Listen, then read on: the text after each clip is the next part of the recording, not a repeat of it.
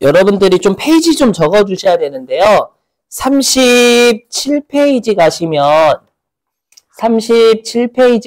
혹시 여러분들 그 중간쯤 보시면 혹시 2월 결손금이라고 돼 있고 뭐 당해 사업연도 개시 일전이라고 보이세요? 보이세요? 거기에다가 336페이지라고 적어주세요. 거기 37페이지에 당해 2월 결손금 옆에 화살표 돼 있고 뭐 당해 사업연도 개시 일전 있잖아요. 거기에다가 336페이지라고 적어주시고 이게 무슨 말이냐면 제가 좀 이따가 그 2월 결손금에 대해서 자세하게 할 거거든요. 자세하게 할 건데 그거에 대한 자세한 내역을 보실 때에는 336페이지 가셔서 보세요 라는 뜻이에요. 자, 그리고 그 방금 336페이지라고 적은 거 아래 보시면 세율 보이시나요? 곱하기 세율? 거기 세율 쪽에다가도요. 341페이지라고 적으세요. 341페이지라고 적어주시고 얘도 자세한 건 341페이지에 있다는 뜻입니다. 자, 이제 화면 보시죠. 자, 법인세 계산구조.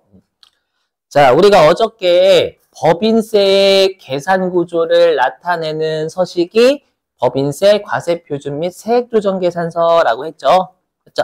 자, 그랬을 때 우리가 어저께 했지만 일단 간접법 쓴다라고 했기 때문에 단기순이익에서 출발해가지고 가산조정은 더하고 차감조정은 빼서 각 사업연도 소득금액이 나왔죠. 각 사업연도 소득금액이 세법상 소득. 자, 여기에다가 우리가 2월 결손금이라는 걸 빼고요. 그 다음에 비과세 소득 빼고요. 그 다음에 소득 공제라는 걸 빼는데 우리한테 그 실기에서 정말 출제가 많이 되고 중요한 게 우리가 얘를 뭐라고 하냐면 2월 결손금을 뺀다라고 해가지고 2월 결손금 공제라고 합니다. 요게 우리 실기에서 두 동네가 아니라 세 동네 나와요. 세 동네. 그렇죠? 세 동네 나오기 때문에 요 2월 결손금 공제가 뭔지를 알고 계셔야 됩니다. 혹시 질문, 2월 결손금 공제 배워야 안 배워요? 법인세 말고 다른 데에서. 안 배워요? 소득세에서 배울걸? 소득세에서 그거 배우지 않나요? 뭐 우리가 사업소득의 결손금하고 부동산 임대업의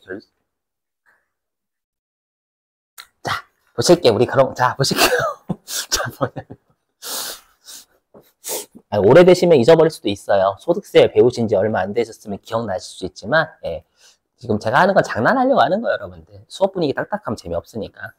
라고, 그건 전 개인적인 생각이고, 여러분들은 넌 얼마나 잘하는데? 라고 하면 전 잘 알아요. 저 농담이고. 자, 보세요. 2월 결손금 공제가 뭔지 설명 좀 해볼게요. 예를 들면, 자, 내가 이제 2023년도 있죠? 2023년도에 각 사업연도 소득금액, 각사소득이라 할게요. 각 사업연도 소득금액이요. 내가 마이너스 300원이었어요. 즉, 우리가 마이너스 300원. 그래서 이렇게 요게 2023년도가 단기라고 한다면 단기에 이렇게 각사소득이 마이너스인 걸 우리가 법인세에서 결손금이라고 불러요. 결손금. 그러니까 단기에 적자 난 걸 결손금이라고 합니다. 됐죠? 근데 우리가 원칙적으로 중소기업이 아니면 요 결손금은 환급이라는 게 안 돼요.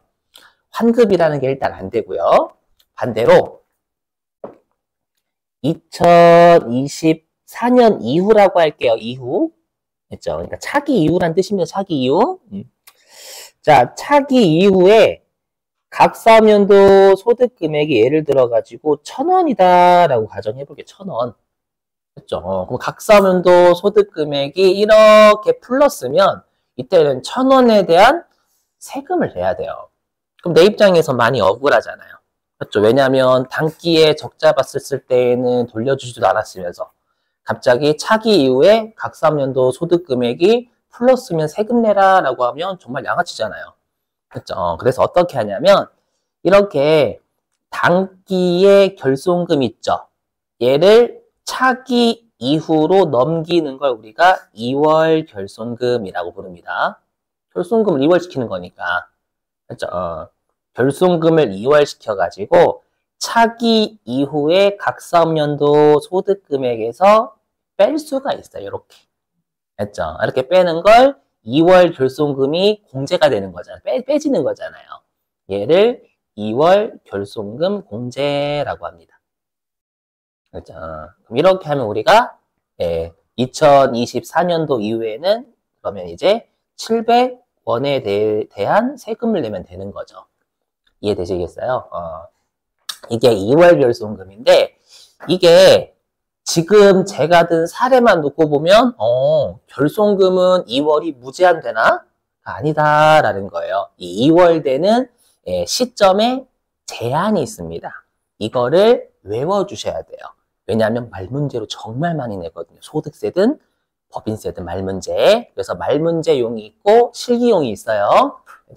말문제 잘 나오니까 꼭 기억하십니다.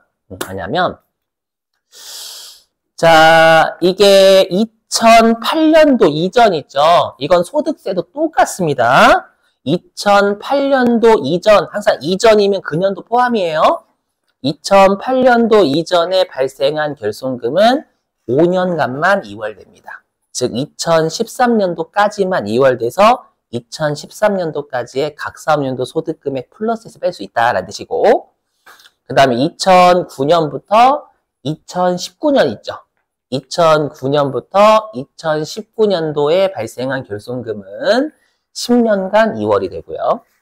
그 다음에 2020년도 이후에 발생한 결손금은 15년간 2월이 됩니다. 딱 2020년도에 결손금이 발생했다라고 하면 그냥 플러스 15 하면 2035년도까지의 각 사업연도 소득금액에서 2020년도에 발생한 결손금을 뺄 수 있다라는 뜻이에요. 요거는 말문제. 알죠? 이제 실기 일단 그래서 한번 요거 이해 좀 도와볼게요. 자, 이해 좀 도와보면 자, 우리 회사가 2008년도에는 결손금이 100원, 그리고 2013년도에는 결손금이 200원, 그리고 2014년도부터 2022년도까지는 장사를 안 했대. 그냥 접었대. 접었다고 가정. 계속 결손 나니까. 그랬다가 2023년도에 각 사업연도 소득금액이 1,000원이 났대요. 그럼 우리가 2008년도에 결손금 100원은 5년간 2월이니까 2013년도에서 이미 2013년도에 이미 소멸이 된 거예요. 알죠? 소멸이 됐고, 그리고 우리가 2013년도면 여기 2009년 이후 결손금에 걸리죠? 그럼 얘는 10년간 2월이 된단 말이에요. 10년간 2월 되면 요 2013년도에 결손금 200원은 2023년도까지의 각 사업연도 소득금액에서 뺄 수 있는 거예요. 물론 우리가 먼저 발생한 각 사업연도 소득금액에서 뺍니다. 지금은 2014년도부터 2022년도 빵이라고 가정했으니까 못 빼고 2023년도 여기에서 우리가 200원을 뺄 수 있는 거예요. 요게 2월 결손금 공제입니다. 되셨죠? 자, 그러면 실기용입니다. 이거 실기용. 자, 여러분들이 보시는 시험이 2023년도 시험을 보시는 거예요. 2024년도 2월달 시험이지만 세법은 2023년도 걸로 나옵니다. 그렇죠? 그러다 보니까 2023년도 현재 공제가 가능한 2월 결손금은 2013년도 이후에 발생한 결손금만 우리가 뺄 수 있다라는 걸 이게 실기용입니다. 실기용. 그렇죠? 위에는 말문제용이고요. 그렇죠? 근데 말문제 출제 잘하니까 가급적 대비하세요. 아셨죠? 이거 넘어갈게요.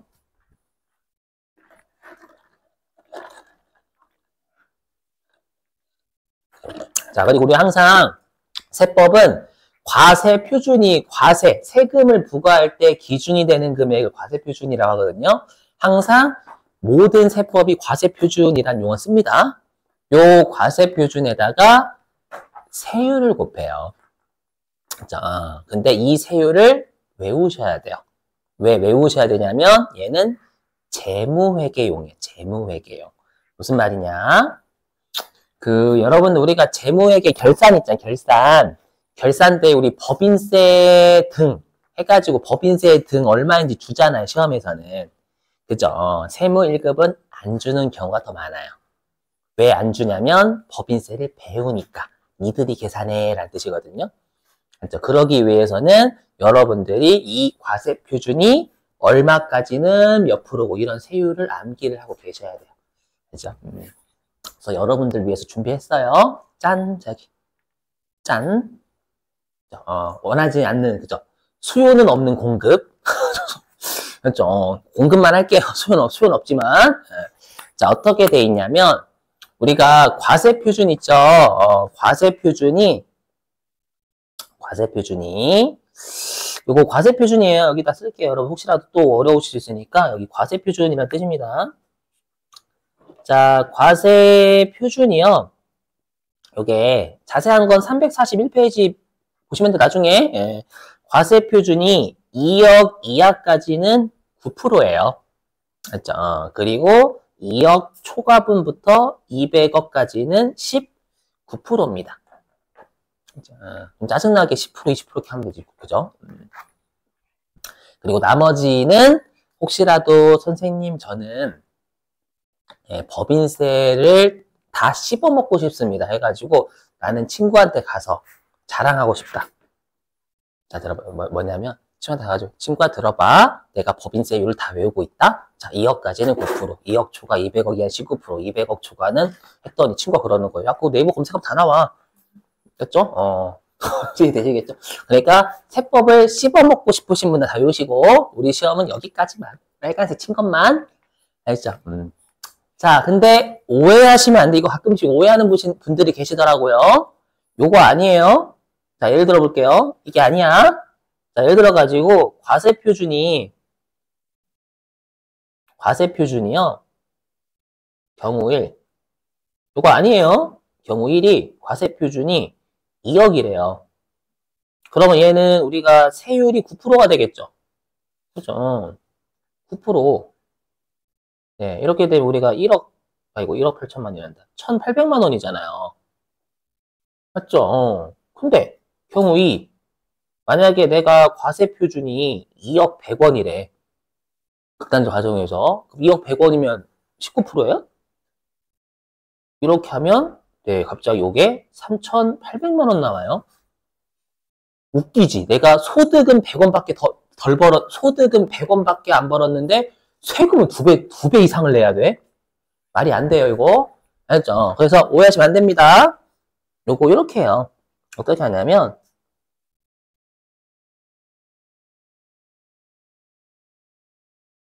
요거요. 2억까지는 9%고 그러니까 그 문턱까지는 그 세율 받는 거예요. 그 문턱을 초과하는 부분만 그 해당 세율 적용받는 거예요. 됐죠? 여기에다가 그럼 2억을 초과하는 100원에 대해서만 19% 이렇게 세금을 여러분 구하는 거예요. 됐죠? 그래서 우리가 실제 소득세 10억 넘게 벌면 45%거든요. 그분들이 10억 45%다 두들 맞는 게 아니에요. 원래는 해당 어떤 문턱까지는 해당 세율로 가져야 되는 거예요. 그래서 여러분들이 계산하실 때는 2억 초과분에 대해서만이라고 외우셔야지 2억 넘는 걸 이렇게 생각하시면 안 돼. 2억 초과분에 대해서만 우리가 19% 적용하는 겁니다. 이해되시겠죠? 무슨 말인지?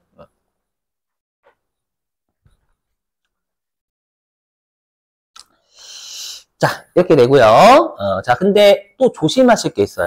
시험에는 여러분들을 낚으려고요. 어떻게 낚냐면 우리가 산출세액이다라고 한다면서요. 요거 과세표준 곱하기 세율을 산출세액이라고 한다면서요.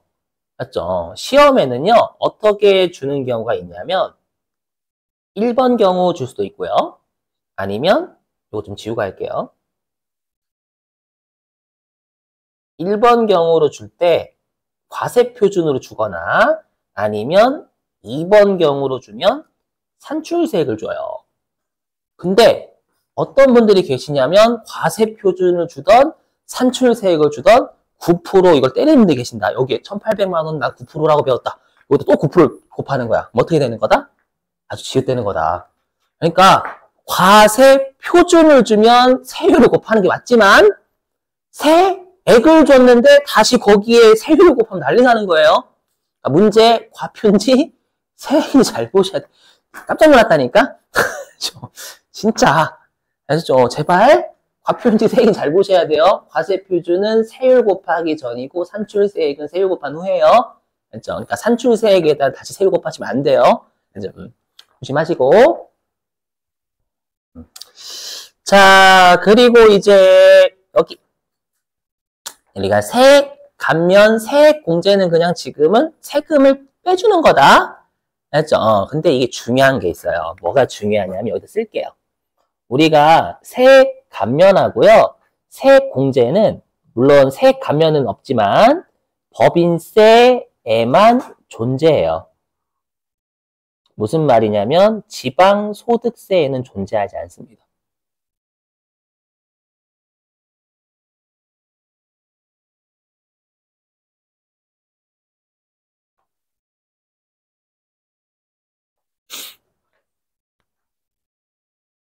일단 지금은 무슨 말인지 모르실 거니까 일단 여기다 미리 적어 놓고 계속 쭉 이어 설명할게요.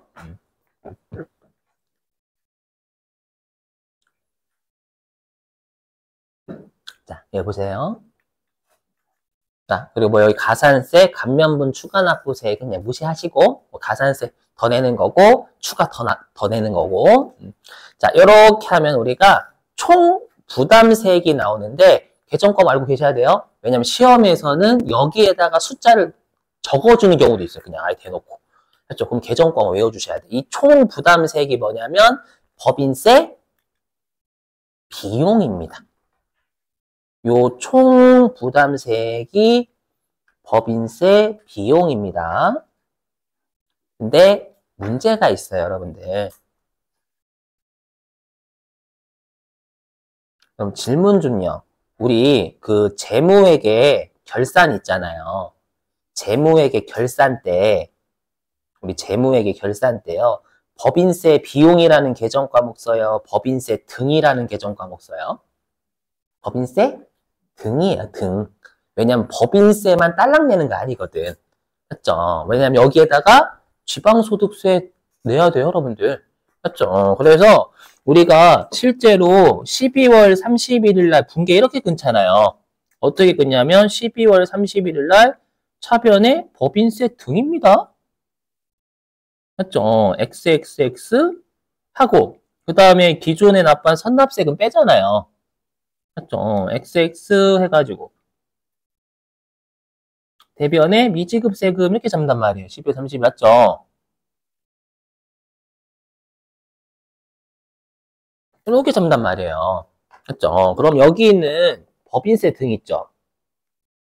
여기에 있는 법인세 등은 뭐냐면 법인세 비용과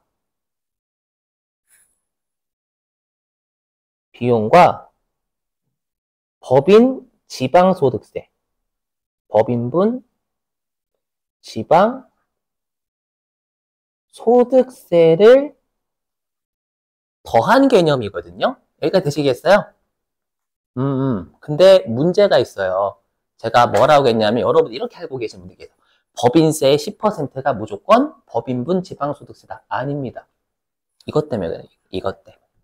왜냐하면 우리가 지방소득세는 세액 공제 감면이 없어요. 근데 우리가 법인세 비용은 요 세액 감면 공제까지 받은 숫자를 내는 게 맞거든요. 하지만 여기 있는 법인분 지방소득세 있죠. 요 법인분 지방소득세는 그냥 법인세 산출세액 있죠. 세액 감면 이런 게 없어. 가산세도 없어요. 지방소득세는 요 산출세액 아래서부터는 지방소득세는 없어요. 이런 게. 지방소득세에는 없어요. 이 산출세액 아래서부터는 지방소득세에는 없어요. 알죠? 어떻게 하냐면 그냥 법인세 산출세액이 나오면 지방소득세는 법인세 산출세액의 10% 내야 돼 그냥. 하지만 법인세 비용은 뭐 가산세나 이런 것까지 다 고려해서 마지막에 법인세가 나온단 말이에요. 알죠? 그러니까 제가 하고 싶은 말은 법인세 비용의 무조건 10%가 법인분 지방소득세가 아니다라는 거예요. 만약에 요 아래가 없으면 법인세의 10%가 지방소득세 맞지만 표정이 안 좋으신데? 아무튼 자, 화면 보실게요. 그래서 표정이 안 좋으셔가지고 이제 준비해놨어요. 어디 있냐? 95였나? 여기 있네. 이미 있네. 여기. 보세요. 보시면 여기 산출세액이니까 얘는 아예 세율 곱한 거 떠줘버린 거예요. 여기 또 9% 때리시면 안 돼. 예. 그럼 여기 이게 법인세 산출세액이잖아요. 근데 보시면 법인세 산출세액의 10% 곱한 게 지방소득세 그냥. 보시면 아시겠지만 지금 법인세 산출세액의 공제감면 있잖아요. 공제감면 150만 원 받아서 법인세는 1,400, 일단 2만 원인 거예요. 그러니까 법인세 비용은 1,402만 원인데 여기에 10% 곱한 게 지방소득세가 아니잖아 지금. 그냥 산출세액이 10%란 말이야 이거. 조심하라 이런 문제가 나온다니까. 요? 됐죠? 이런 거 조심해야 된단 말이에요 여러분들.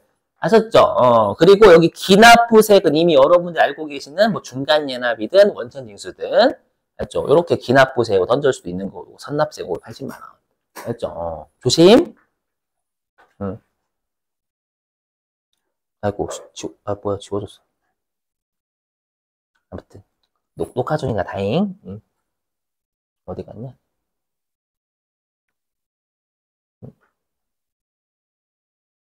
이거 조심해야 돼요 여러분들 아셨죠?